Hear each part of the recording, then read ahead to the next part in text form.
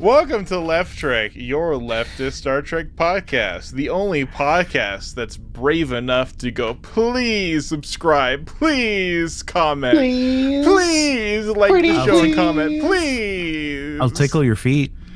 We'll do anything. I'll tickle your feet disgusting with my things. feet. Oh, yeah, okay. I gotta censor that now. Yeah. Now we're getting a little X-rated. That's too much irony.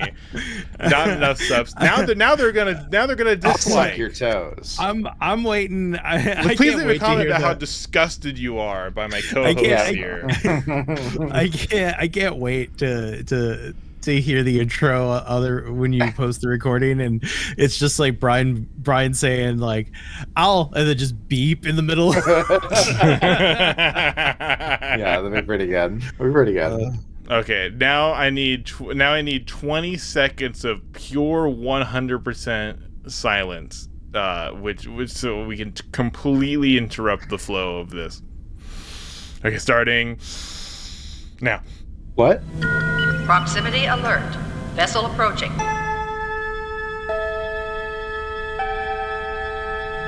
The vessel is hailing.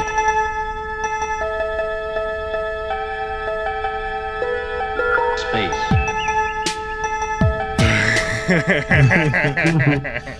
How'd we do? That would be fine. I could have just muted indefinite, but I thought that'd be funnier. It was funny, yeah. I don't even know if I'll need that, but just in case, it's nice to have because Audacity has the best like little noise removal tool. It's amazing. You just highlight a section of silence and then like boom, it gets rid of that ambient noise throughout the whole fucking thing. I love ambient. But it's like buzz. It's like buzzing noise. It's a buzzing noise. It's awful. You didn't like my EDM joke? Wow. Excuse me? I made an ambient joke. I know. Listen, no one there's not listens a to single ambient. person on earth that's more into progressive ambient trance than me. I'm it. I'm the guy. I'm the ambient trance guy. Put on Rufus Du Sol. Let's go. Ooh. Ambient trans. Oh, I need to see that now. Wait, ambient? No, just Ambient trans. I want to see. Let me put that into. It's too early to make a benzo joke, Brian. God. Yeah, sorry. My bad. Well, has it been No a minute jokes yet, about- including the intro? Okay, maybe we can leave that in. No jokes about people using benzos and being trans. Got it. Understood. Yes, Captain. Yes, Captain. Yes, Thank you, Kyle Captain. Riker. I think Kyle Riker. I think I'm gonna try to do that ketamine hack. Yo, my doctor. Yeah. Yo, hook me up. No, I'm just... Yeah, apparently, if you just keep going to the doctor and being like, "Yeah, these antidepressants really don't work," and then just like they just whittle down the list before they're just like, "Okay, here's this ketamine laser spray, nasal spray." I was gonna say Laser spray. what? Wow. Hit me with that air hypo. Yeah, it's just a ketamine air hypo. Oh shit! I like a laser Can I get spray. a ketamine air hypo in our cyberpunk game, Brian? Right. Let's go ahead and put the air hypo directly on the skin. It's like what's it called? You remember Head On? Yeah, Apply it directly to the forehead. Yeah. Yeah. It's like air It's all hypo. saying in unison. Air hypo. yeah, Apply well, directly to the capitalism skin. God, I can't believe that commercial was real and that I saw it all the fucking time, like constantly. And then like it became such like a meme and like this early like memeified uniculture that they then made ads like making fun of their own ads. Yeah. Oh. How many times can we say the same thing in an ad Head before on. people start leaving us alone? And it's like, nope, never gonna happen. Everyone's stoked. Fucking Never watching gonna like happen. Toonami in the middle of the night, waiting for like this like 5 a.m. fucking Inuyasha rerun, and then head on, apply directly to the forehead. Well, You know what I want to apply directly to my forehead? A 2x4. Let's go. Okay, all right. I was getting nail. nervous there. I was getting real there. Like, do we need to stop the podcast, Brian? Are you okay? Are you okay? Well, on that note. Oh, by the way, we have a rival podcast now. Yeah. Oh shit. It's called The Seventh Rule. I posted a little bit about it in the chat. It's I and you know they have I was because I was informed, it's like, oh my god, there's another Star Trek podcast out there that's watching through every episode of TNG week by week. Oh my fucking god, they stole our idea. But then I realized, oh, they started doing this way before us, but around approximately the same time. But also, they started with Deep Space Nine. Those fools. Foolish. Foolish. Yeah, why would they start with the one that like is more beloved and actually has like will actually appeal? Never mind. Yeah, why are they trying to enjoy life? Well, you know what? We are already more popular than they are. Fucking eat it! Seventh Rule. We cleared your rival and won all at the same time. Yeah, we're huge. We're a huge podcast. It's fucking over for you. They legit only get like 50 views per episode. Bush League. Bush League. No, that's on YouTube, and they're also on things like Apple Podcasts, and also they have hundreds of patrons, most of which are just trying to scam IMDb credits off them, because their podcast is a cabal of corrupt IMDb editors that are able to just give whoever they want a producer thing just for giving them like $100. See, we on Left Track, we're ethical. One tier, $3. Come sign into our Patreon, where you'll get such benefits as some things that we recorded a really long time ago. Yeah, and we're gonna do more probably, and maybe we'll do something else. I don't know. Maybe we'll expand on that. Well, you know, I do. All right, everyone. Let's just say what we'll do for you. Okay, I will send you I'll record something special just for you. Okay. Okay. I will provide you with. I'm just kidding. I can't wait to hear that beeped out entirely too. I will. By the way, the beeping sound effect that we have, entirely artisan. I made it. I made it myself. I didn't take it from anywhere. That's that quality that you only get here on Left Track. Exactly. Here's the other thing about the Seventh Rule. I tried listening to a little bit of it. It sucks. Boom. Fucking hell. That's what happens when you record your entire podcast where everyone's just talking over Zoom. You know what Left Track has? Quality, consistency. I listen to my own voice while I'm talking until I literally go insane, just so that I can have a very consistent audio that's going through all the exact same channels as all of my guests, which all sound great. You might as well think that we're in the same room, right? That's the fucking Left Track promise. That's quality. Please tell Eric it sounds like we're in the same room, because otherwise I honestly think that Brian and I will be locked in a room. Comment if you think we're in the same room. Comment. You know, just like a yeah, just like a yeah exclamation point. What do you mean? We are in the same room right now. Or else, you know, we will be in the same room. Yeah.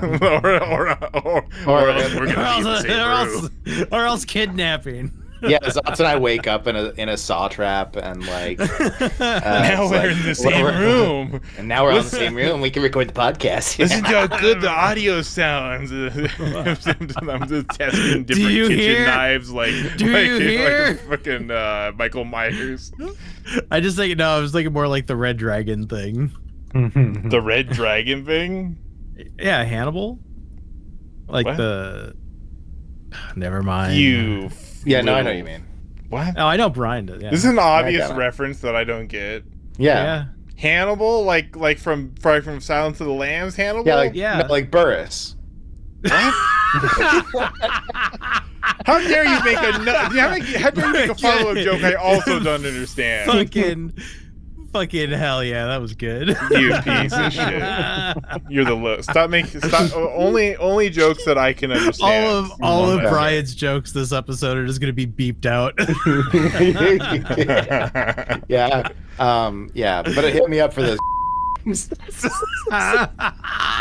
No, I'm kidding, everybody. Actionable, inactionable. This is comedy. Yeah, I'm a comedian. We should legit like get some shirts or something going. I think we've got like I'm thinking like, you know, Left Trek logo like it is, you know, with its kind of like painted look, you know, it's little you know, copyrighted image of the Enterprise that we use, and then like a star field that just kind of like expands onto like a shirt with a black background. Now I'd wear that, you know. I love the kind of shirts where that you can just wear that has absolutely no like the person who's not in your little fucking subculture can actually like look at it and be like, oh hey, that's a nice shirt. That's the kind of merchandise that I like. Yeah, know? That's good merch. You know who's got the ability to do that? Not me. Yeah. You know. Yeah, you do. To do a big one like that? No, I don't. Sadly, I wish I did. We don't have screens like that. Oh, okay. I was gonna say I don't know actually what the process of that is. Right? I mean, I could just do a T-shirt. Yeah, but like you can do a T-shirt with that logo, right? You want a monochrome T-shirt? I got you. I could do 4 colors. I could do. You could do 4 colors. Zotz is the guy. Zotz is the guy for this one. Okay. So you can only wait. Oh, so you can do T-shirts and then you can just have like something that is only one color on it. Yeah. I don't know how T-shirts are made. I'm realizing now. That's okay. There's a couple different ways, and Zotz and I both make T-shirts. So we both make T-shirts, and we both use the same like most pain in the ass process to do it. Interesting. But are you using water-based or are you using Plastisol? I got you beat, bitch. I got you beat, bitch. We're working with the most painful method possible. We're using water-based. We're doing monocolor, freehand. We don't have any registration. Everything is all topsy-turvy. It's very rustic, okay? Real underground operation. Hold on. I'm gonna have to ask you questions not while we're recording this. Oh, for sure. We'll talk shop. While we're playing Star Trek. That's what you get in Left Trek. You get a little T-shirt talk. You get a little everything around here. Talk. Don't you want? Is it some? Follow and comment below if you like more tea talk. Yeah, I know. Hey, if you wanna buy a T-shirt, this is the Left Trek promise, folks. This is what you get. This is like when I lost my mind talking about fucking craps, isn't it? Like that's all. You know what those idiots over on the 7th Rule. What a shitty name for a podcast. Seventh Rule. What does that even mean? I'm a Star Trek nerd. If that's some kind of Star Trek reference, I don't even know what the fuck that means. All right. And you know what they do at the start of their episodes? They say the name of the episode and then who's the credited like writer and director and stuff. Not over here. We don't waste your time talking about the actual show. Okay. All right. Fuck that. Eat it. I'm gonna start Star Trek. Yeah, fuck Star Trek. We're the Left Trek, the only Star Trek podcast that hates left. Wait, did I mix it up? Wait, hold on. Pause. Hold on, wait. The only Star Trek podcast that hates Left Trek. Take two. All right, you want to do it again? Left Trek, the only Star Trek podcast that hates Star Trek. Boom. There you go. Got it in one. I'm proud of you. One take, no mistakes. Stick it in the oven. Easy bake. Well. Okay, I guess we actually better start now. All right, so what? We're on episode 26 here of Left Trek, which is what the fuck is this episode called? See, we don't even know the name of the episode. Fuck, don't even know the name of the episode. Brian, do you know the name of the episode? I have it up here. It's Without it's called Daddy. It's called the daddy factor. It's called the daddy of my daddy. That's gonna It's be actually it's a Steam game. Actually, it's just called Daddy Daddy Dating Simulator. Oh, okay, cool. And you're playing Dr. Pulaski. you're Oh wait, we you're never playing a gave our mature we never woman gave our going after intro. some Wait, hold dilts. on. We're gonna have to start this all over. We never gave our silly introductions. We already broke fucking. Oh no! Yeah, Oh no! true. We're breaking the rock solid left track format. That's true. Yeah, we better do that. Okay. I'm Eric. I am slowly, painfully transitioning into being a dad. I am joined by Zotz, who has already completed the transition to being a dad. Mm-hmm. However, yeah, I am no longer. I am now. Actually, no. I've always been fighting my dad in a duel to the death. Except, I'm not a coward. I'll commit. Yeah, this episode complete. Yeah, you'll finish the job. Yeah, I'll finish the fucking job. go for the kill. Yeah, this episode it completes the masculine ideal, the masculine dream of fighting and defeating your father in physical combat. You know, this episode's really Oedipal, you know, because Riker ends up fucking Pulaski, and it's. Damn. By the way, it's me, Brian. Yeah, and we're joined by Brian. Brian, what's the status of your daddyhood? Oh, I'm actually mommy. Okay. Fuck yeah. I'm a doctor now, and my name is Pulaski, and I'm just horned the fuck up. horn up, horn down. That's a family can just be, you know, two dads and a mom. That could be a family. It's fine. Yeah. Or 10 dads. Yeah. Well, we start off, of course, on this classic titular daddy episode. It's called the Icarus Factor, by the way.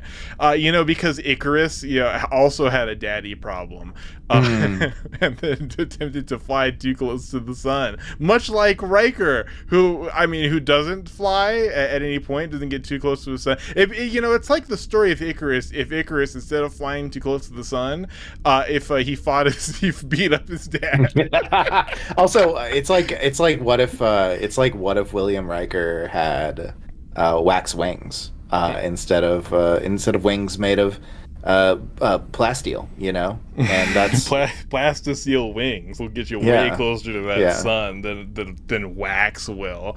I mean, it's actually a really important message about you know, the positivity of fatherhood, where it's much help, because like what happens to Icarus? He dies. His wings melt, and then he dies. What happens to Riker? He beats up his dad and he's fine. Okay, so instead of flying close to the sun, just beat up your dad. It's fine. Do it. It's good. It's good, actually. Just do it. Just beat up your dad and then have sex with Dr. Pulaski. Hey, what? Oh wait, no, that's not the actual story, is it? My bad. Yeah, everybody. he doesn't actually have sex with Pulaski until like season like 5. So we'll have to wait for that. When Pulaski hangs around as the second Doctor. Yeah. 20 minutes later. I'm a bitch. I'm a lover. I'm a child. I'm a mother. I'm a sinner. I'm a saint. I'm a sister. Somebody smell my I'm a taint. mister. I'm a what? real life fister. Nice. Hey, welcome back. You guys kept doing the episode as normal, right? Yeah, we didn't do anything weird. I didn't go pee or anything. Okay, all right, great. Where were you in the recap? Yeah, we were just talking about how Kyle can get it. This is the only Star Trek episode where it's made clear that someone can get it if they wanted it. Wait, what? Riker's dad. So also Riker. Really? You feel like I was joking. Now Pulaski says that he could get it. He tells. Oh, yeah, I remember that now. He tells us. I remember. She tells his son, like, oh yeah, he could have gotten it if he wanted it in a cold second. He could have. So the episode starts off. The episode starts off with something's happening to the Enterprise. I don't know. There's some kind of thing wrong, and they can't actually find like a fault. Apparently there's just it's just reading as there's something wrong without something that's actually being wrong. So Data's like, we probably need to recalibrate it so it just shows the right thing. And Picard's like, well, I mean, we're going to Starbase anyway, I might as well have them check it out. The Starbase has some people come. It's like Starbase McKinley or something, right? I don't remember. No idea. I think it's I think it's Starbase McKinley, and McKinley is like Mount McKinley, which is now called Denali, which I think is the mountain that appears in the background of the photograph of him and Riker and his dad hanging out when they were young. So, okay, yeah. There you go. There's some fucking deep trivia for it. So what I'm saying is that it's all a reference. It goes deep, It's all very important. It's wrapped with lots of symbolism and imagery. So please keep the Mountain McKinley in mind. Are you looking at a picture of Mount McKinley? No, I'm not going to put one up on the video. I want you yourself, listener, to go look at a picture of Mount McKinley and keep that in mind throughout the entirety of this episode. It's going to be very, very important to have the image of Mount McKinley. Look at it, imagine it. Yeah, look at it, imagine it. Okay, now rotate it in your mind. Viewer, I need you to look at the picture of Mount McKinley. All right, now conceptualize it. Close your eyes. You can see it in your head. Now rotate it in your mind. Left, right, oh my God. Left, right. Very good. Thank you. All right. Now drink this milk as I hold your hair. What? Now Mount McKinley. It's spiders. Now it's spiders. Now spiders, imagine the whole mountain. spiders. It's spiders. I'm sorry. God, I'm so stupid. All right, let's go.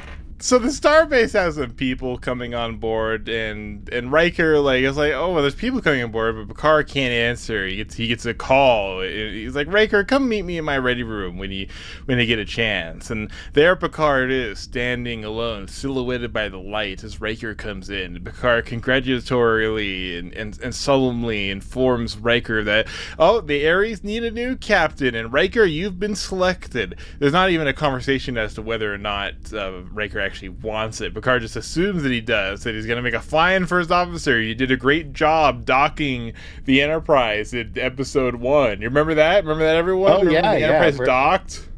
Absolutely. I remember when I docked with Riker. Wait, what? Audience, do you recall docking? Tell us if you recall tell us about your docking experience.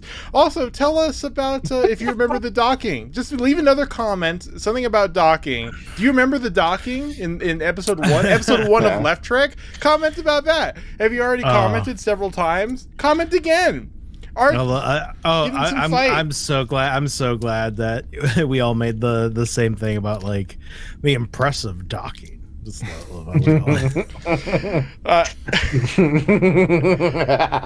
So Riker goes down to the transporter bay as some advisor is coming on board from the Starbase, and it's unclear who actually knows about this ahead of time, but it turns out that the advisor is Riker's dad. Bum ba ba. Daddy. Riker says that they haven't spoken in 15 years. This is an unwelcome surprise, and Dad is clearly looking to make some amends, and seemingly immediately, but William does not reciprocate. I kind of try to remember his dad's name is Kyle, so he's William, and Dad's name is Kyle. So when I say Riker, I'm talking about Will Riker, and I'm trying to say Kyle in the form of Kyle's dad, even though Kyle sounds like a very youthful name, and this guy is it does. He's in his 50s, 60s at the time. Do you think he I has wouldn't anger be- issues? Do you think he punches Oh, drywall? yeah. There's no Oh, yeah. drywall on the ship. My bad. Does he punch? There's a lot of He throws drywall on the whis- ship. he throws whiskey glasses for sure. Oh yeah, for sure. For sure. Whiskey glass throwing kind of dad. So I Riker around and beat him up so many times. Yeah. I just thought, I figure, yeah. Well, I mean, I'd want to beat up my dad too if their name was Kyle. Yeah. How can you take if your dad's name is Kyle? How the fuck do you like? You're like, I was raised by Kyle. Like, This I of don't know, course it's does just not fucking apply weird. to my beloved cousin Kyle. Kyle, keep it up. You're doing a great job. Great job, Kyle. But it does apply to Kyle Katarn, and that's for the wars heads out there. Stop making jokes I don't know. Make only all right. New rule for Left Track: only jokes that I know. Audience, are you making jokes that I don't understand in the comment? Only jokes that I can understand. Yeah, if you make a joke that that Eric can't understand, fucking explain it. If you ever try to call me Kyle again, I swear I'm gonna be in that room. We got Kyle the Viking on it. That's my new favorite threat. Is I'm gonna be in the room. I'm gonna be in your room. I'll be there. I'm gonna be in a room with you. It's like, oh god, the implication. So Wesley, we get a scene like right after this little transport room drama. Wesley, very annoyingly, is like, Worf. He's like a little imp. He's like, oh, did you know that Riker's getting reassigned and his dad's on board? They haven't spoken. Blah blah blah blah blah. And Worf reaches his hand out and snaps Wesley's neck. Wesley then in the next scene informs Geordi that this is somewhat odd behavior for Worf. Perhaps something's bothering him beyond Riker presumably being reassigned. Then over in 10 forward, we see Riker. He's talking with O'Brien. He's very sad. O'Brien's asking, hey, what's wrong? And then suddenly Riker's dad walks in 10 forward. He's immediately greeted by just some like random people that know him by name. Like he walks in, he's like a famous guy. They're like, hey, Kyle, over here, Kyle. Perhaps those people were from like the starbase, but it's pretty clear that the implication is that he's just like a real like famous popular guy. Afterwards, he glances at Dr. Pulaski, and they walk up to one another and start making out, and they have a little hug. Great line from Riker and O'Brien. Riker's, I think O'Brien's like, oh, hey, Riker's like, oh, hey, they know each other. And then Brian's like, well, yeah, I know Dr. Pulaski too, and we don't do that. Wait a second. Is there something more going on here? Wesley, well, that impression is more closer to Wesley in this episode, acting the form of like a leprechaun more than a human being. He starts informing more and more people that Worf is pissed off about something, and I suddenly remember what this subplot is, and I go, oh god. Yeah, well, it's because everyone forgot his birthday. Everyone forgot Worf's birthday. Holy shit! Oh my god, it was bugging me. Do we forget your birthday too? No, Riker's dad was played by the same guy that played Dharma's dad in Dharma and Greg, and that was bothering me the whole episode. So I was like, why doesn't this actor feel right for the role that they're playing to me? What the fuck is Dharma and Greg? We're old. Shut up. Look at that. Can we just get like a tally of all the references that we make that fucking this Zoomer just doesn't fucking get? I'm technically not a Zoomer. Thank you very much. Technically not. I'm from the Lost Generation, the people that only just barely remember 9/11, that remember getting like taken out of like preschool through like third grade. We're a very special generation, complete with a greater amount of technological literacy than any generation before or after. And you know what they use it for? porn. It's only porn. It's that's why they're called the Coomers. That's the Coomers. Yes, you're right. You All right, fucking Coomer. You were born from 1991 to 1997. You're part of the Coomer generation. The Coomer generation. There you go. Great. Yeah. Yeah. Like the C is for century because it's a new century. Yeah. Cool. That's what it means. Yep. You know what? I think your porn explanation is actually pretty reasonable because this was at like the direct age and the right technology where you're like trying to get porn any way you can. And the porn at that time, you have to you have to figure out torrents, you have to figure out like alternate like media playing devices. You need to figure out file sharing.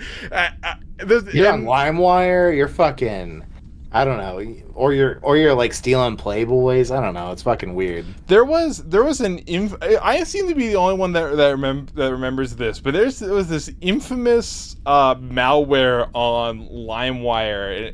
It was titled like girl has shaky orgasm or something like that, and it would just destroy your computer. It would just fucking annihilate your computer. I never actually used LimeWire, but I am aware of this. But you're aware. I did actually have a virus on my computer. The only virus that I ever actually got, because my parents would use like my fucking computer, and of course you like any single person that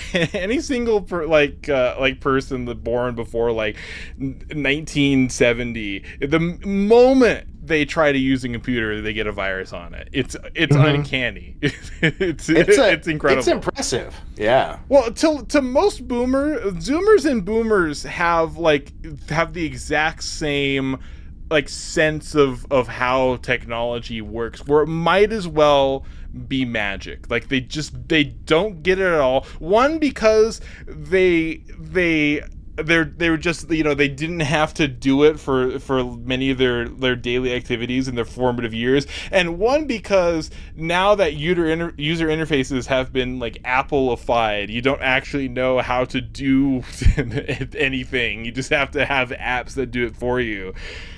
So it creates this perfect little window of like, if you're from this generation, you understand technology. If you're outside of it, you don't know how to use a computer at all. Like my mom, bless her heart, I love her so much. My mom has been using computers since they fucking existed, and yet still does not really know how to use them. Doesn't really know how to use them. Like she was doing Photoshop before I was fucking born, but like there's just something that doesn't click about it. And it's the same for older people and younger people.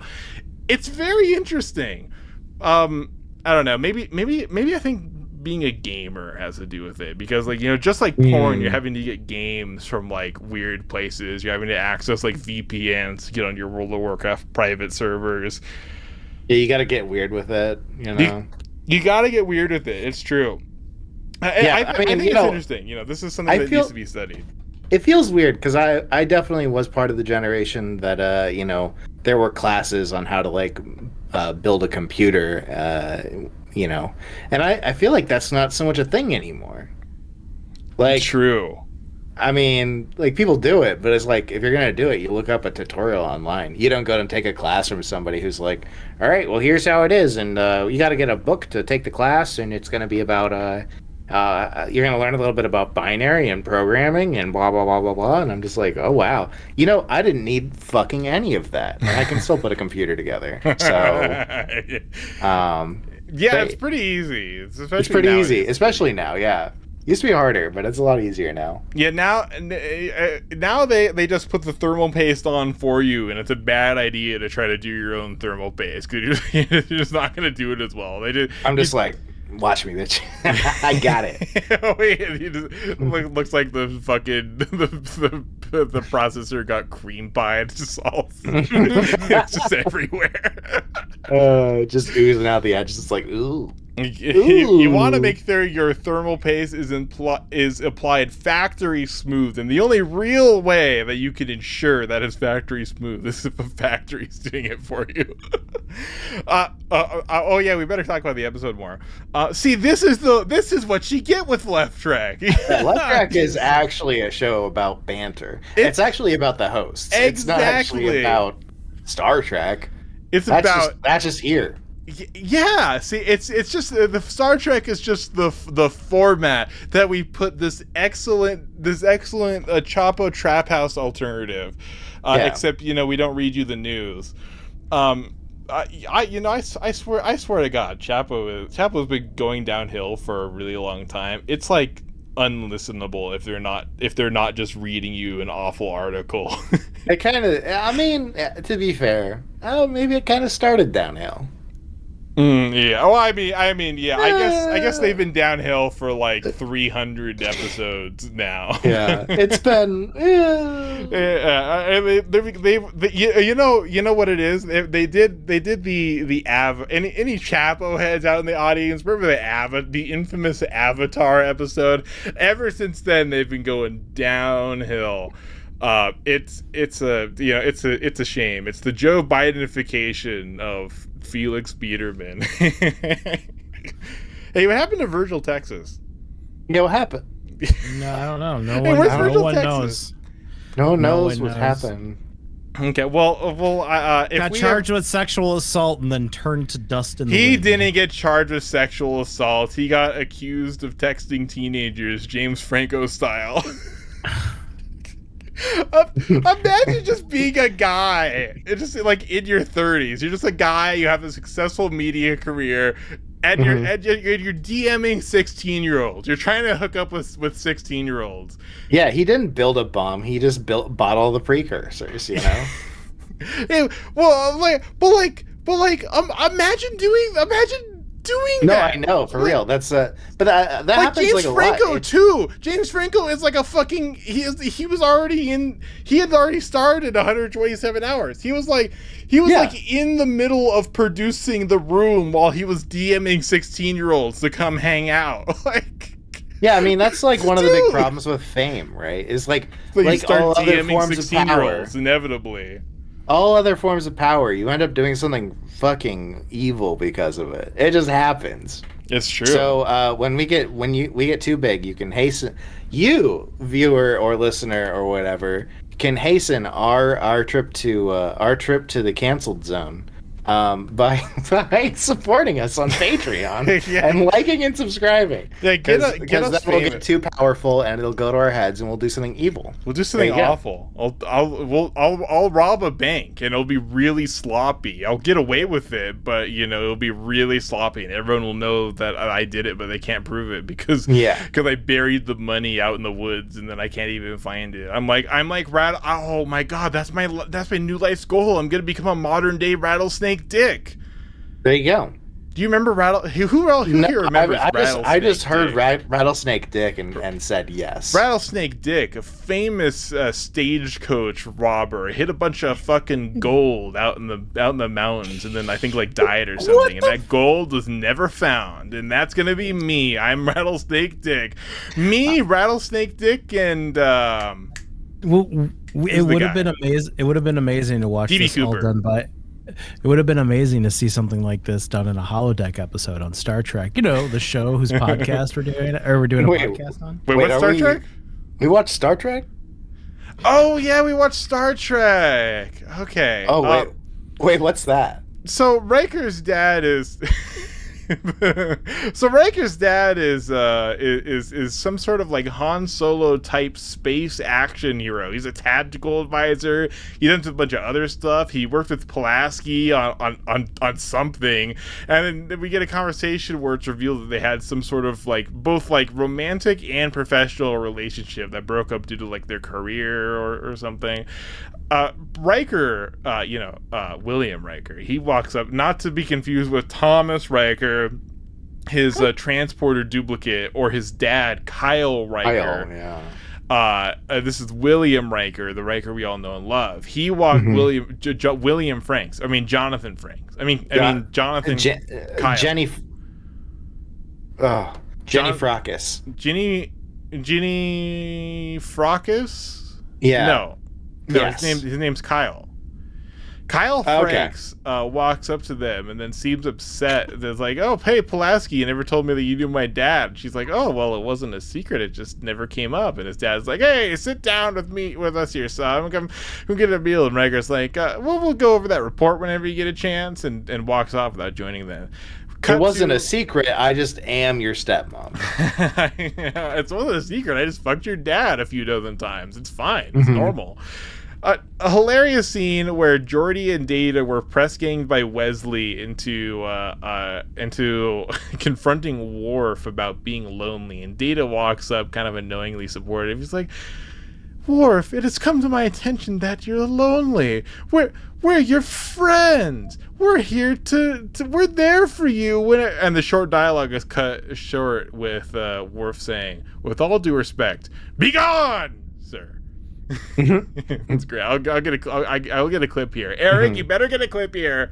Yeah, don't be lazy. Don't be lazy, Eric. Go get the fucking clip. Okay. Don't just cut this section out. Okay, go get the actual clip. Go put it in. It's very funny. The audience wants to hear it. Why, just recently, Geordi Wesley and I were saying, "With all due respect, be gone, sir."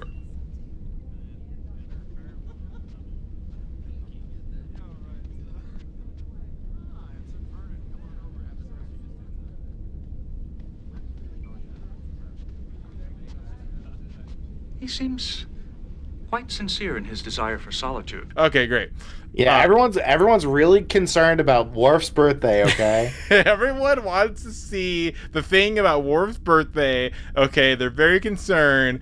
You know what's shitty about like actually going back and getting the clips is that they keep even if we have like it's like cut up with like my green screening style and it's all fucked up and I have a background track, it still gets fucking flagged for copyright like 30% of the time, and I can't figure out when it actually gets flagged for copyright and when it doesn't, because it happens and then you want to ignore it because it's like, oh, it's copyright, but we detected some material, but you can use it. We'll let you use it. And I'm just waiting for the day that the fucking Paramount like changes their policy and then our YouTube account is just nuked off the face of the fucking planet. A bomb just goes off. Yeah, it's happened to 1,000 more people. It will surely also happen to us.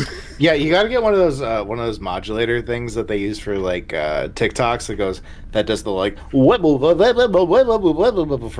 the whole thing, right? You know. I have no idea what you're talking about. That's and their like face like squishes and they become like a goblin. There's something very uncanny about the TikTok voices. It like really upset anyone that doesn't actually use TikTok becomes extremely upset by the TikTok voice. I was invited in by the TikTok voice. It came to me and it was like, "Hello. Wouldn't you like to join TikTok?" And I was like, "Yeah, I would like to join TikTok. You're right." No, you're not doing the right in inflection. It's like, "Wouldn't you like to join TikTok?" Yeah, it's kind of like that. You should get it done in that voice and then overdub it from TikTok. Check me out. I'm editing a Star Trek podcast. Whoops. Looks like I accidentally corrupted the file. Better re-upload. just viscerally upsetting. I'm not putting in a clip here because first of all, that might imply that I need to use TikTok, and I militantly refuse to use TikTok, and also I don't want to upset every single person in the audience. Talking about all the many things that we've talked about, perfectly acceptable. Putting the TikTok voice, that's over the fucking line. That's I will over the not line. accept that. Over the line. So we cut back. Riker's back in his quarters. He's reminiscing over some space age photos of his homeland in Alaska. You can see, and I said you can see Mount Rainier in the background.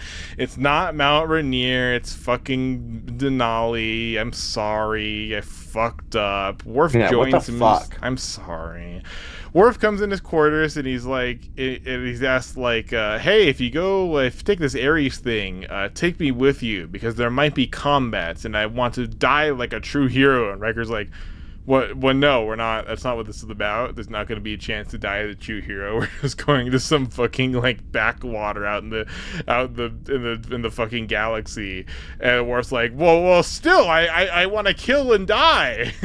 I'm a Starfleet officer. I want to kill. I want to murder people. And Riker's like, okay, I'll think about it. Riker's dad is sitting in the I gave my notes. It says in the breathing room. Riker's dad is sitting in the breathing room, aka the Enterprise's own opium den.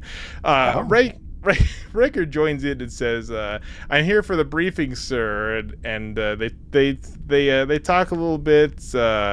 And Riker's dad tries to talk to him, and Riker's like, "No, I'm just here for the fucking briefing." It's clear that his dad only came on board both because like he heard about the dangerous assignment and wants to see his son again before he potentially dies, but he could have given him the mission details just like over subspace. They didn't need a human courier. Scene right afterwards, Riker still is terse but polite and has no intention of speaking with his dad whatsoever. Riker's dad is down in sickbay. He's flirting with Pulaski and enjoying one another, and says and Troy comes in and says Pulaski's greatest skill as a doctor is with her empathy. Which is, it might be true unless you're a minority of any kind, and in which case it's just fucking. Don't give a fuck. Yeah, take the training wheels off. You're gonna have it. If I was drinking anything while I saw that, I would have done it. I definitely would have spit it out. Because I was like, who writes this shit? Who fucking do they read any of it? Like, what the fuck? Her empathy, God, right? Fucking blow me. So I laughed out loud when I heard that. It was fucking.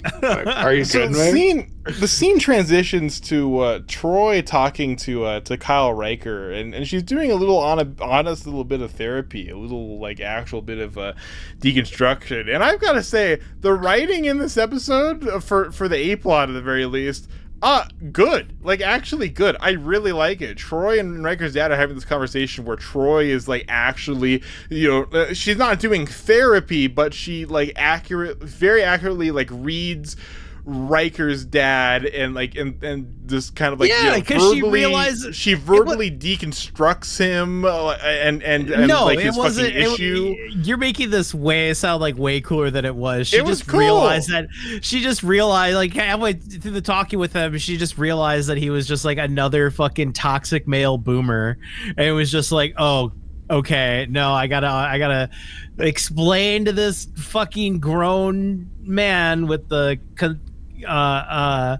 emotional depth of a fucking toddler, like that, hey, you know what? Maybe you should actually love your son. Maybe you should actually not be afraid to show him that you do. That wasn't it. Oh my god! You're not even getting it right. See, she deconstructs his defensive emotional state with regard to his son, because he's all like open arms and smiles, but in reality, she says directly he covets his son's success, and he gets very defensive. It's like, well, I've had a great career. Riker to be, my son would be fucking lucky to have the success that I've said. He gets very defensive. And then you know that she's Oh, that's right. You know, all right, she my hits a bad. This nerve. was my bad. You're right. This was the part where she goes, but you shouldn't, like, it's basically like you shouldn't be proud of. You should be proud of yourself and not competing with your son. Is what she said. Yeah, and that was supposed to be her sick burn, but like no, as we It go was along, a sick burn. Oh, I'm not gonna let God. Zaz lie about Star Trek on Left Track. It was sick. It was great. She completely accurately assessed this dad's issues and the source of the divide between them, which is his dad's competitive nature of like wanting to compete with his son, which is toxic and it is common. There's a great American Dad episode about this exact thing, actually. It's true. It's actually true. No, I believe you. We'll watch it right after that. We'll watch it right after this. but it's a great scene. I actually really like the writing in this episode. I think it's very like mature. It feels very like TNG to me. Like this is like good TNG writing. Like the episode is nothing to write home about. Like all in all, there's no like interesting science fiction concepts. This is a story of a father and his son that you could take out of Star Trek and you could put in any genre. And it would work perfectly fine. It's just solid shit. Riker's in his quarters and Picard comes in and he says, "Hey, I've got another guy that's really good at languages. He speaks a fucking million languages. He can learn a language just by hearing it, and he's a walking universal translator. You got to bring him with you." And Riker's dad comes in and to presumably ambush Riker in his quarters. He has a little talk with Picard, just a little back and forth, and then Riker's dad's like, "Oh, can I speak with my son for a bit?" And Picard's like, "Oh, of course." And Riker's like, "Oh my fucking god, this fucking asshole! I don't want to talk to this guy." Mm-hmm.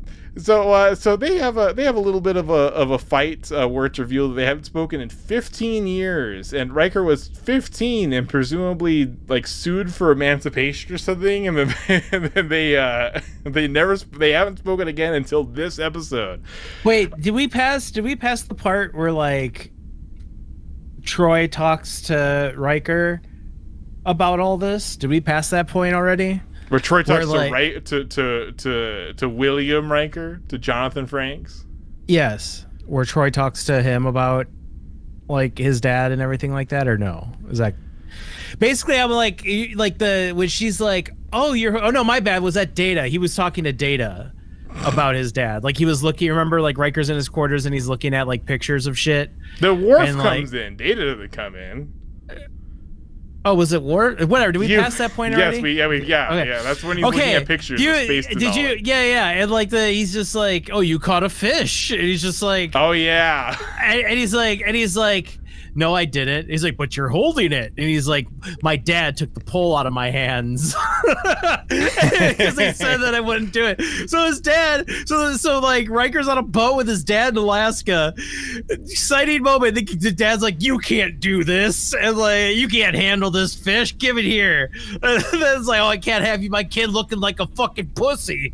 Here, take the fish back and stand there and smile. Riker's fighting back tears because his mom's dead and his dad's a fucking prick. It's great. I love it. Yeah.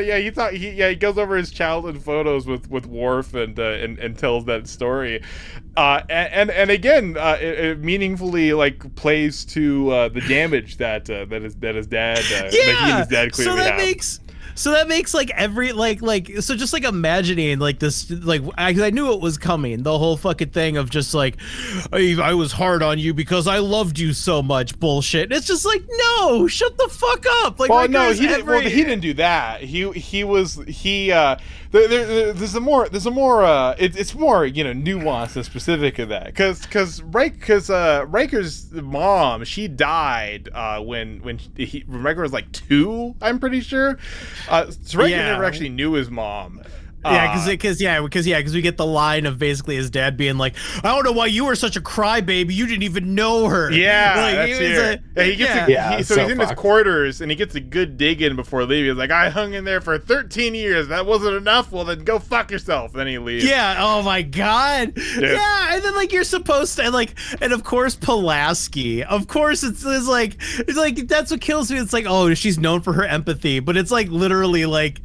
She doesn't give a shit about Riker. She's just like, fucking, I'm just gonna get this daddy dick. Like that's like her. Well, whole it's not that she doesn't give a shit about Riker, but she just lends like Riker a little information on like his dad's emotional state and something that he didn't share with Riker, not out of like sympathy for Riker or his father, but out of like giving Riker the tools to maybe handle this situation in a way that'd be more satisfying for him. I think the thing that she says and what she reveals and how she acts towards Riker is perfectly fine.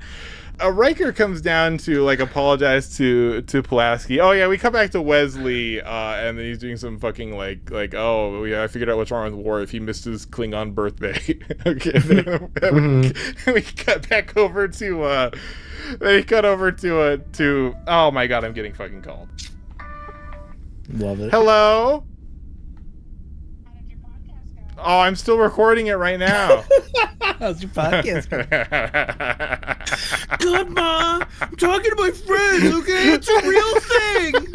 We got a Patreon and everything. Come on, Ma. My mom is Left Trek's biggest fan, okay? Yeah, she is, yeah. Sure. Riker, where the fuck was I? Okay.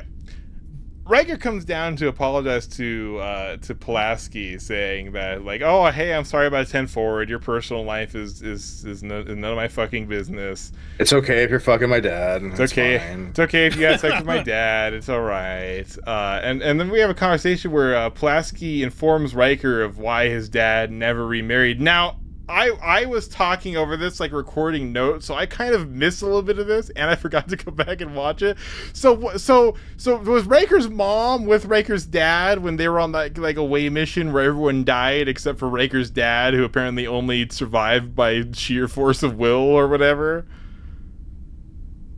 Do either of you remember this? No, I was so fucking checked out. Okay. Yeah, I didn't hear it either, because every time Pulaski tries to like give a point to somebody, my brain just shuts off because it's just like I don't want to hear from those fucking. I just liked it when Pulaski was like, "Hey, Will, thanks for apologizing.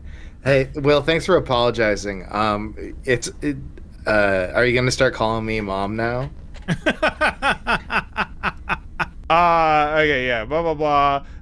Pulaski is talking about here's the scene we were just talking about where she's like, oh yeah, your dad survived because he had a strong will or something.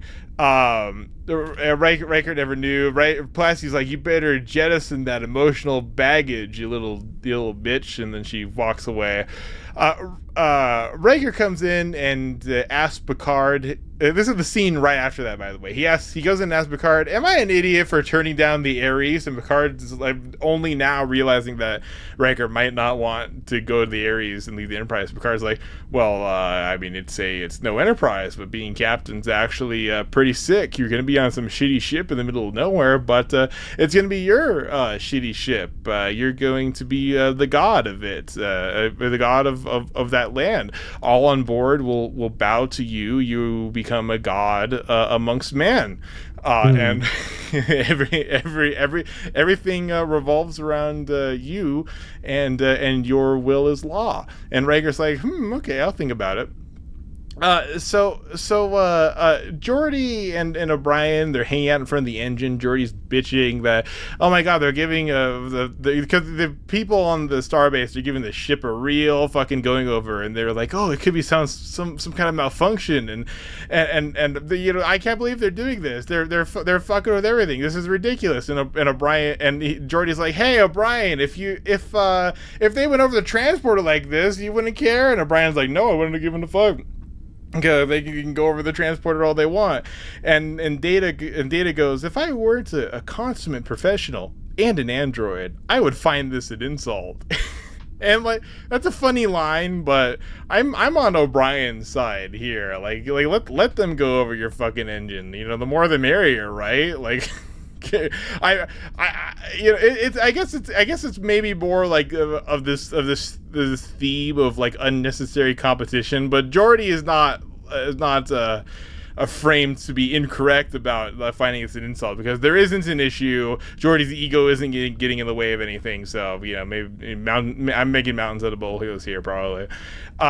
Riker comes down to see Troy to potentially say goodbye. Troy is like, I can't read your emotions right now, and it's probably because. And Riker's like, is it because you're sad? And they're like, she's like, yeah.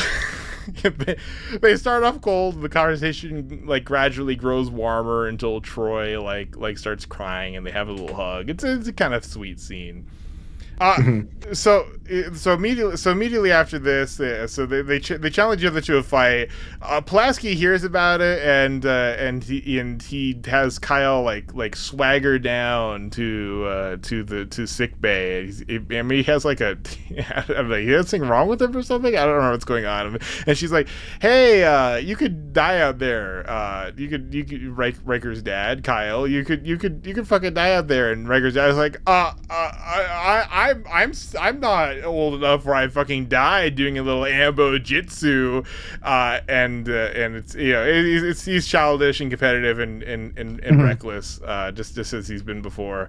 But here finally, the best part of the episode, we get the culmination of this B plot with Worf. And so we find out that we found out earlier that Worf is sad because there's some like Klingon rite of honor that he needs to do, and we see everyone just like gathered together in this like creepy chamber where these Klingons are standing with their pain sticks, which apparently can like knock out an elephant and make its head explode. So O'Brien is there, and he's like, oh yeah, I saw a pain stick. I saw it used on a two-tongue something monolith, and its head exploded. And it's like, okay, first of all, why is O'Brien watching bootleg illegal like animal snuff films? Yeah. Why would he? What the fuck, O'Brien? Why has O'Brien seen this? First of all, he just watched like a large animal get like horribly murdered by one of these things. But whatever, it's like meaningless exposition. They're like, oh yeah, these pain sticks are so hardcore they can kill like a 2-ton creature, and now Worf is gonna get fucking like it's gonna get stabbed with them as his fucking rite of honor.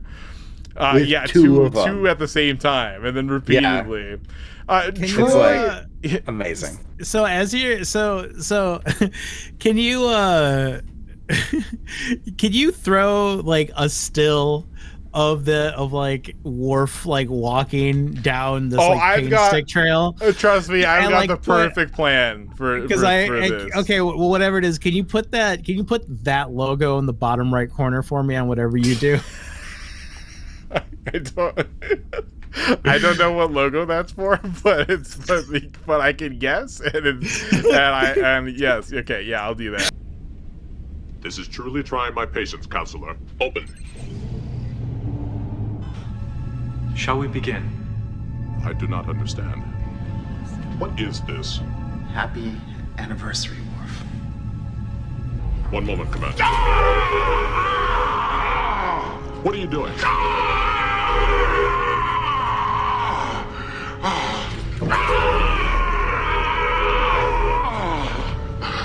Is this really necessary? Yes, sir. Enough!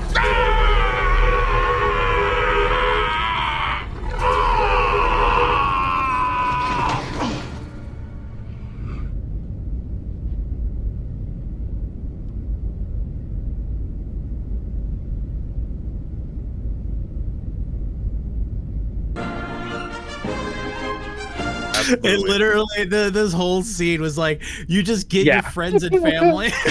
Thank you, Brian. Yeah. Thank you, Brian. Can you open it with like a cup, like with like a big like drone sweeping down shot of like a castle at night? Can you do that?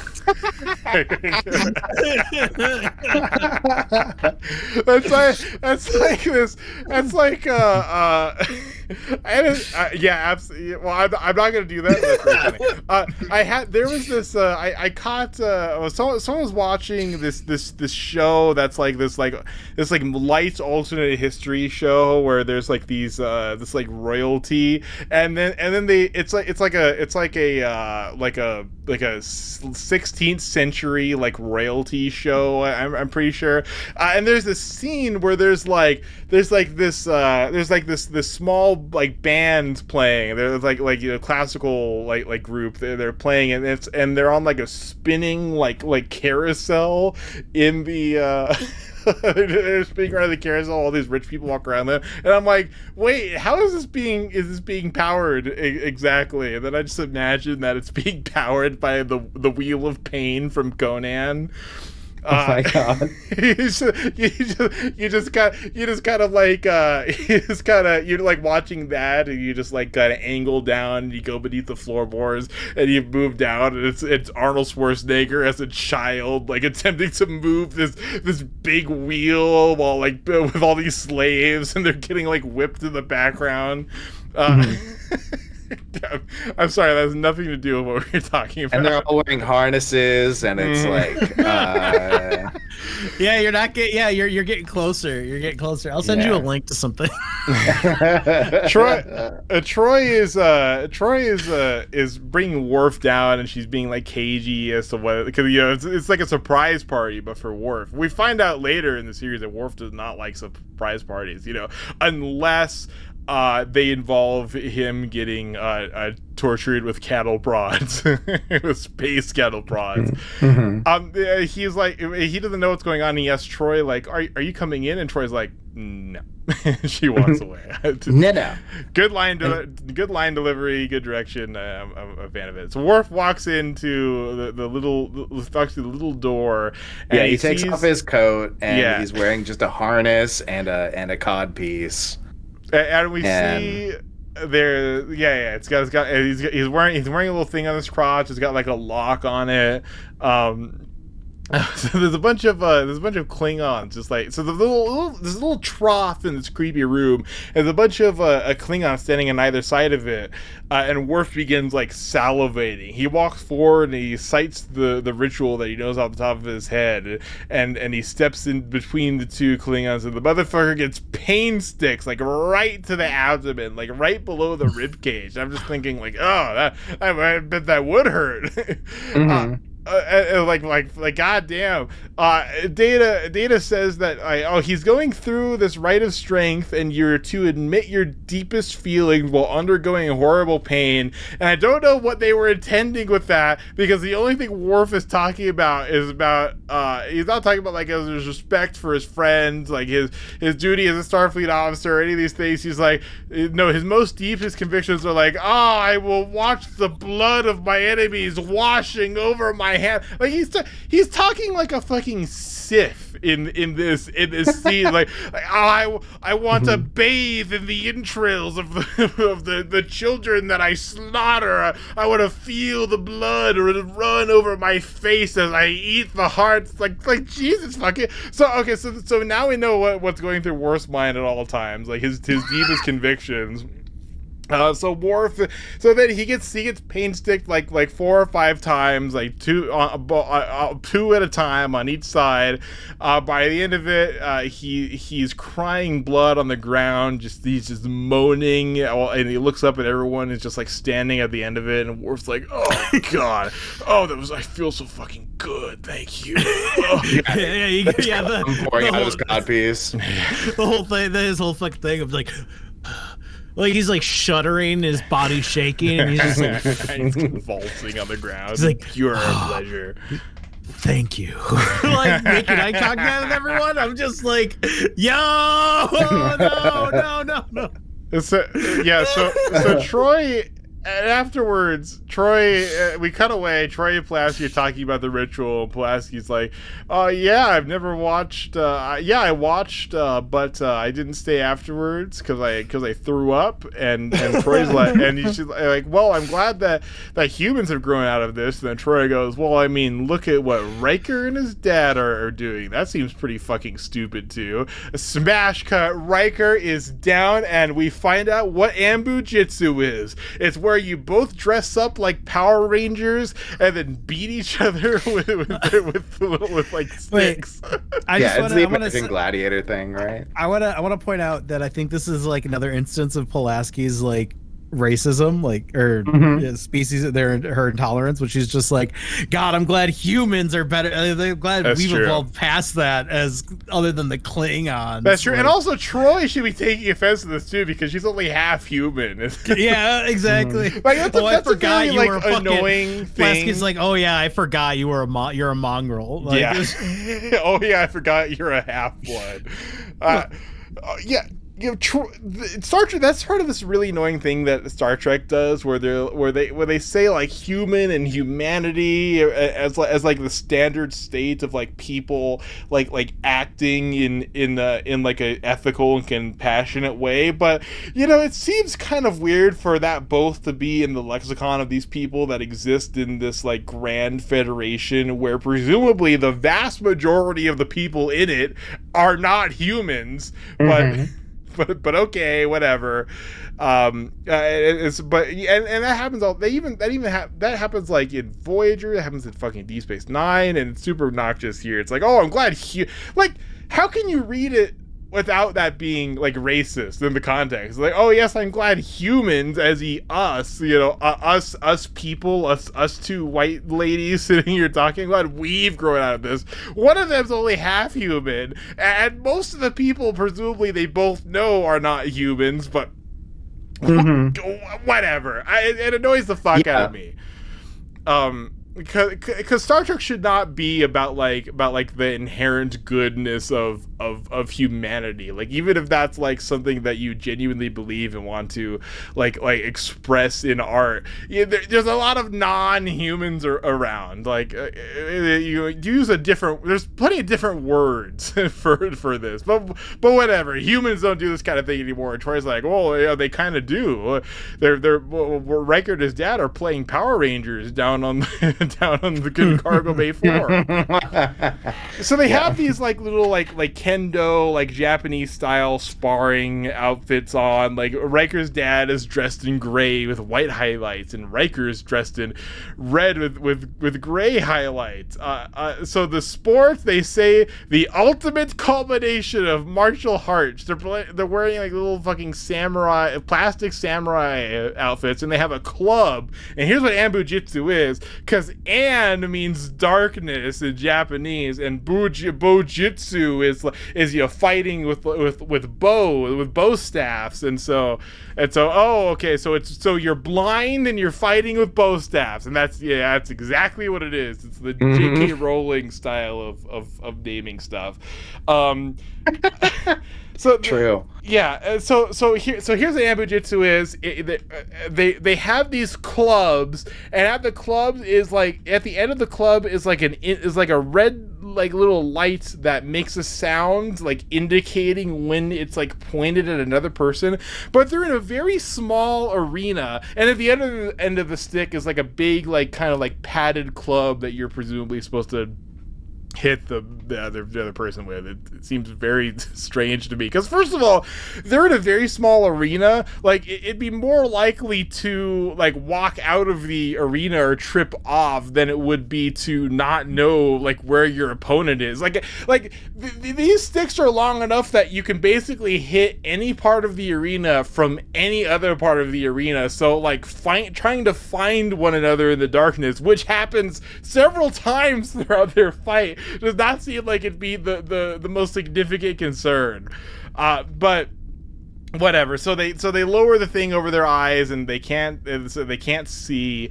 Riker fucking they fight for a little bit. They find each other in the darkness and they start wildly swinging around. Riker somehow knows like when to duck and when to like jump over his father's like wild swings.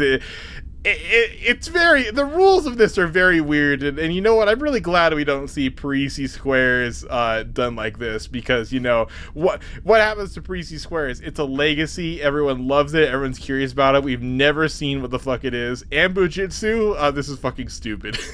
Yeah, it's like the 5D chess from D Space. So it's just it's like everybody saw it and they're just like, that sucks. That's also what happens with chess in this, is that they only play 3D chess, which is literally just chess, except the board is it's all fucked up. It's all up and down. Yeah, not like fucked up in any like reasonable way, but like, oh, you have to know like which squares are where.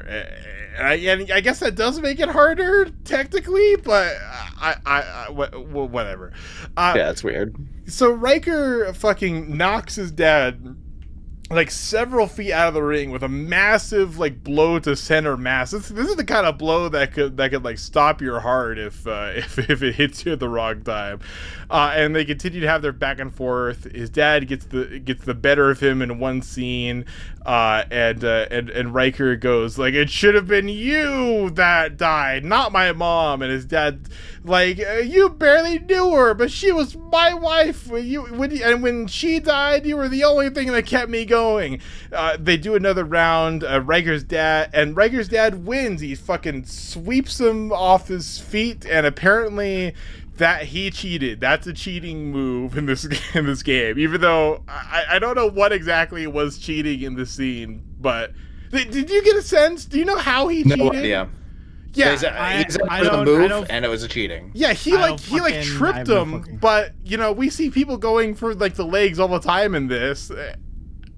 So whatever. Okay, he cheated. It lost somehow. me when they walked up on the square, or the circle, and they walked in the circle, and they were like, "This is the culmination of like centuries of martial arts and the human history, and like now it's the 23rd century, and now we're at the pinnacle." And then they go blind, and then like, this is no fucking fighter. Like, no, I'm done. Yeah. This is stupid. I don't need to watch this fucking dick measuring contest. Like, I don't fucking care. Yeah, as someone that has done martial arts basically my whole fucking life, this is the stupidest thing I've ever seen in my life. That's what I'm saying. As someone who has played games my whole fucking life, this is the stupidest fucking thing I've ever seen. Like what's even the game here? Well, the best move obviously is to try to like do wild, unpredictable swings, and yet at multiple points they like lose each other like in their blindness, even though they're like aiming like in the opposite direction, even though like you know where you are in the circle because you're walking within it. You definitely know where the other guy is. He's in the circle with you.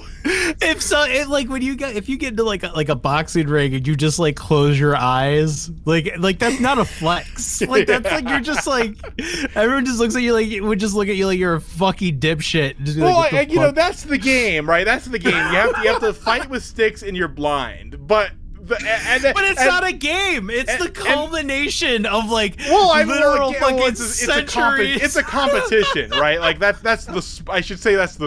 I'm using game like sport. Like that's the sport. You're blind and you're fighting with sticks. Okay, granted. That sucks. That's stupid. That sucks. That's fucking stupid. Like what? Like who cares? Like why? Like they're like, not being able to see does not enhance the skill. It lessens the skill, and the whole thing like revolves around like finding one another in the darkness by using like your little thing that like glows when it's pointing. Like, first of all, why would you want to even lead with that anyway? Like, do you have to lead with that? Like, apparently it doesn't look like it. it, but I don't know. You know, maybe someone could explain the sport better to me. But from what it looks like, it looks fucking stupid. But yeah. Yeah. Hey, if you've made it this far into the episode, we're like 2 hours recording right now. Yeah, that's true. Apologies to future Eric. But also, hey, if you're still here, comment that you're still here, or comment on why the fuck this sport is stupid. Yeah, comment comment it's the stupidest thing you've ever seen. Give me your hottest ambu jitsu takes. Who do you think? Who do you think's the coolest ambu? Like, at least in Voyager, they talk about sports all the time, but they're just normal sports. Like, okay, these sports, they're still going. You know, they still do sumo and boxing. It's like, okay, yeah, that's fine. That's fair. These sports have stood the test of time. That's fine. That makes sense. Even like Archer with his cute hobby of being like really into water polo. Like, that's sick. I love that. That's such a cool dad. That's such a cool dad thing. Like, he's into some sport that is hardly even relevant in the modern day, and yet it survives to this point. It's a little character thing he does. But this like making up, like, has there ever been a made up sport in like a piece of media that's like, oh, that looks sick? Well, can you think of any examples of this? I know one. Fucking the weird football thing they do in Starship Troopers. Oh, what's the people doing flips and shit? It's stupid, but it's really fun. Oh god, I don't even remember this. But it's like that's like a joke though, right? Like it's like funny. Like, yeah, I mean it's a joke in the way that the whole movie's a joke. Yes. Yeah. It's not like a ha joke, but it's definitely a parody of what football is like. Yeah, I like is there any like actual? Well, I mean, that does count. That's okay. Yeah, you named one. Yeah, that does count. The football with flips. I can't think of anything on top of my head. There's this board game in Hunter x Hunter that I've always been curious about called like Gungi, which is like some kind of like combination of like shogi and go in some way, and it's like really complicated and they don't explain the rules, and it's good that they don't explain the rules because it's hard to make up a game. Making up games is hard, especially making up like classic board games. That's true. Yeah, so hey, a very hard a skill, I suppose, to do, and ambo jitsu is fucking dumb. But Riker's dad cheated somehow. I don't know. Here's him cheating.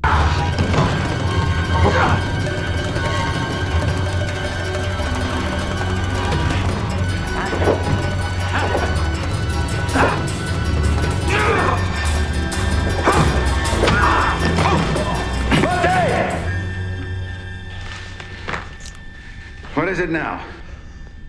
You can't do that. What? Hachidan Karitsu, it's illegal. You're kidding. And there's a clip right there. Can you tell how Riker's dad cheated? Comment below. I would have. It would have been better if they just had a callback and had them play Parisi's Squares, so that we could have just seen. No, that would have ruined Parisi's Squares. It would have been something equally stupid. The little details of like what makes up Parisi's Squares is what really does it. It's because like it's really dangerous. You need armor to play it. We find out in Voyager that it involves mallets, and you can die doing it, and that's it. And that's it's really fucking dangerous. Yeah, it's the lack of detail. So I'm very glad it wasn't Parisi Squares, because it's not just a callback. Zots. Parisi Squares comes back up many times in the future, and there's a little. If they've ever, I'm sure there is an explanation of what Parisi Squares is and like details of it, and it's in some book. And you know what? I'm gonna call it here. It probably sucks. The explanation probably sucks and should be ignored for any future instances of Parisi Squares where good storytelling would call that you don't show what Parisi Square is, but you just keep adding like more like, ridiculous details. It's like oh yes, oh yeah, he knocked me out with the starting pistol, and someone's like, what? What? Excuse me? Huh? Huh? So they have so Riker's dad cheats, and his dad's well, so they're like, oh yeah, she died when you were 2 years old, you don't even remember.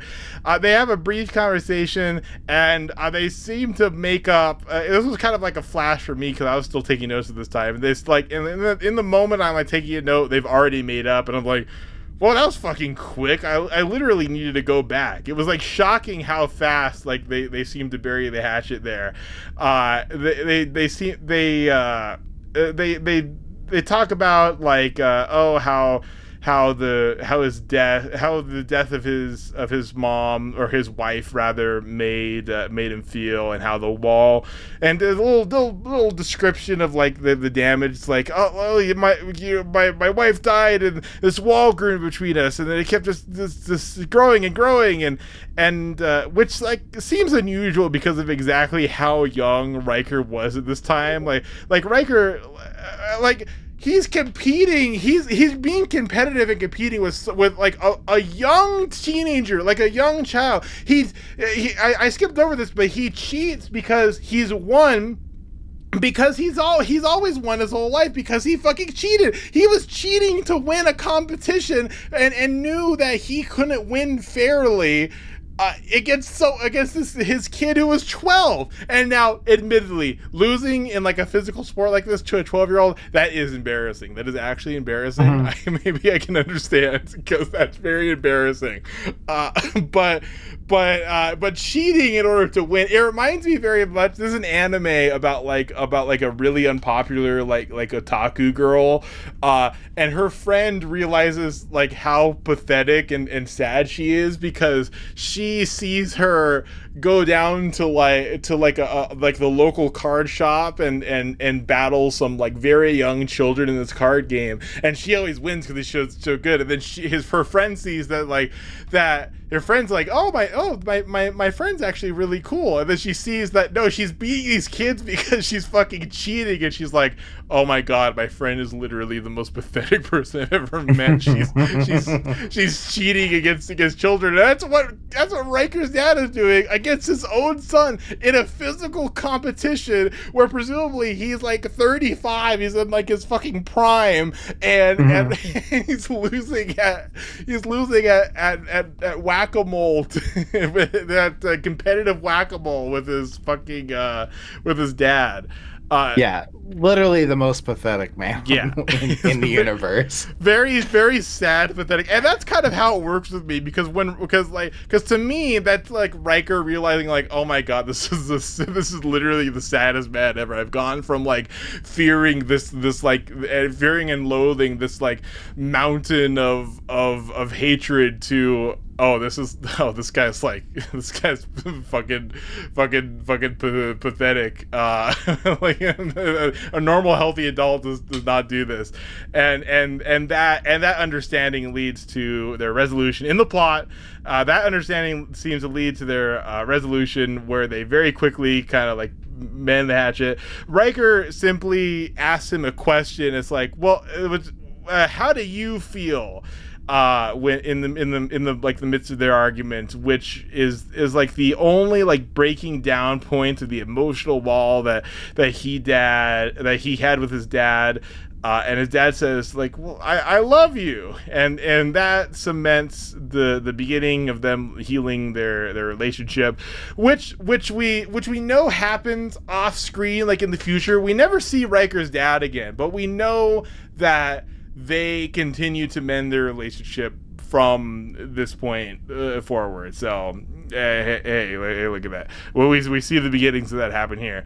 Back on board, they circle back to the beginning of the episode where there's some sort of malfunction, and they figured out that indeed the starbase figured out that the readings were wrong. You need to recalibrate the display to correct them. And Geordi's like, that's exactly what we said, and Picard just like throws his hand. I was like, well, there you go. And so they did like this intrusive diagnostic of their engine system for no reason. Riker turns down the promotion. I forget if anything interesting is said. All is well. The episode ends. Okay. That's it. My final thoughts are: it was still better than Measure of a Man. The hottest take of all time. Oof. Well, that goes to our rating. Brian, what would out of two estranged parents, one estranged by death, one estranged by being an asshole, what would you rate this episode? I'm gonna give it a 0 because I couldn't pay attention because I was too bored. All right, Zot's out of 8? Is it 8 or 10? I gotta go with 8. Out of 8 Klingon pain sticks directly directly below the ribs. What do you rate this episode? I don't remember what the percentage. I never remember what the percentage is for my rating against Measure of a Man. I think it was a 6 out of 25. A profoundly low rating. Okay, for, all right. Either, So 6 out of 25. Either you did 6 out of 25 or Nicotine did 25. Okay, Either way, a profoundly low rating, a slightly more than 1 out of 5 so for the best episode of all time. No, I'm gonna say 5 for this. 5. 5 out of it's out of 8. Yeah, 5 out of 8. Yeah. Oh, okay. Oh, so yeah. Oh, sorry. No, yes. Yours it's better than Measure of Man. Okay, great. Yeah. Yeah, every episode better than Measure of a Man. What a good meme. Oh, all right, hit me. Give me a scale. Out of 4. No, my bad. Out of 3. Nosy friends looking into why you're in such a bad mood. Where is family? We'll do the ceremony where he gets tortured publicly. Yeah. How many? Yeah. Out of 3 fucking overstepping friends, how many would you give? How much would you give for this episode? As I've made clear, the story works for me. I really like a lot of the dialogue writing. Basically, all of the B plot. Well, there is also a C plot about the malfunction on the ship, and that's all. Great writing from that. There's hints of it even with the B plot with Worf, which I hate. And obviously the main plot, like Riker and his dad, that worked for me on a level of the script direction, on a level of the acting, the story that's actually being told. That said, I don't want to give it a 3 out of 3, so I'm going to give it a 2 out of 3. It was all right. It was all right. Nothing to write home about. I never recommend this episode to anyone, but much like that Human Missile Crisis 1, a less problematic perhaps than that one. A problematic fave. I was definitely better than what I remembered. No, actually, I didn't remember it being that bad either. So, hey, it's not a great episode, but it's got some upsides, and hey, that's what TNG is all about. It's little diamonds in the rough that end up painting a portrait of a show that ends up being pretty good after a few years. TNG could have been worse. Hey, have it. Well, that's Left Track, folks. Please comment and like and subscribe, and then hit that bell for notifications so you know the fucking second a new episode comes out, which is hopefully every Sunday at 4 p.m.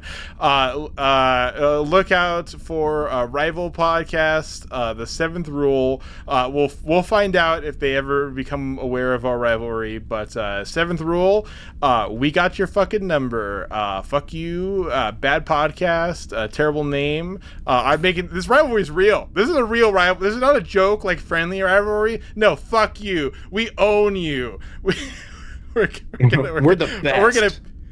We're gonna be in the same room as you, motherfucker. I'm being Wait, non-actionable. No threat. No physical threat involved. I'll tickle your feet. You're gonna learn about what my tongue can do. Just kidding. Once again, just beeping out again. Very creepily threatening rival podcast 7 through. Okay, well, yeah, sorry, yeah. Bye.